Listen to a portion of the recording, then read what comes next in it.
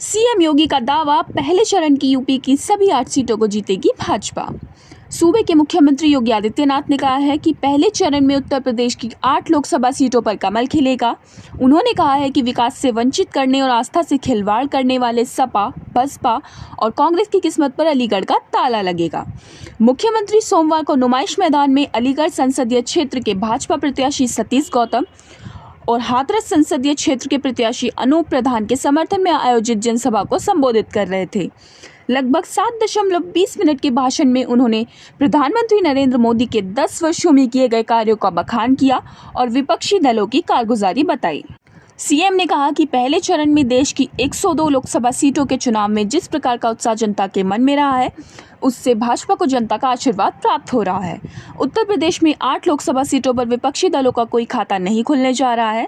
दूसरे और तीसरे चरण के लिए भी उसी उत्साह को आगे बढ़ाते हुए एक बार फिर अलीगढ़ और हाथरस की जनता को आशीर्वाद मिलेगा। योगी आदित्यनाथ ने कहा कि विकास, विरासत और गरीब कल्याण की योजनाओं को पिछले 10 वर्ष के अंदर मूर्त रूप लेते हुए देखा गया है, जो अभूतपूर्व है। देश को विकसित भारत के रूप में स्थापित करने के लिए हम सबको एक स्तंभ प्राप्त हो रहा है। मुख्यमंत्री ने कहा कि प्रधानमंत्री ने हम सबको एक अवसर दिया है। यहाँ की जनता की दशकों से जो मांगे थी, जो भाजपा सरकार ने पूरी की है। जनमानस की अपेक्षाओं पर भाजपा सरकार खरी उतरी है। भाजपा सरकार में राजा महेंद्र प्रताप सिंह राज्य विश्वविद्यालय स्थापित हुआ। शिक्षण सत्र भी शुरू हो चुका है। यहाँ डिफेंस कॉरिडोर बन रहा है। उन्होंने कहा कि रामनवमी पर अयोध्या में स्थापित श्री राम मंदिर की दिव्य श्री राम की मूर्ति का सूर्य तिलक हुआ, जिसका 500 वर्षों से इंतजार था। यह अभूतपूर्व आनंद और गौरव प्राप्त कराने वाले पीएम मोदी जी हम सबके सामने खड़े हैं।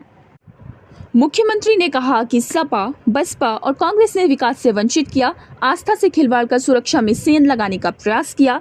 अब अवसर आ गया है कि चुनाव के माध्यम से उनकी किस्मत पर अलीगढ़ का ताला लगाकर नरेंद्र मोदी को तीसरी बार प्रधानमंत्री बनाएं और देश की सत्ता उनके हाथों में सौंपे, जिससे भारत एक बड़ी ताकत बनेगा।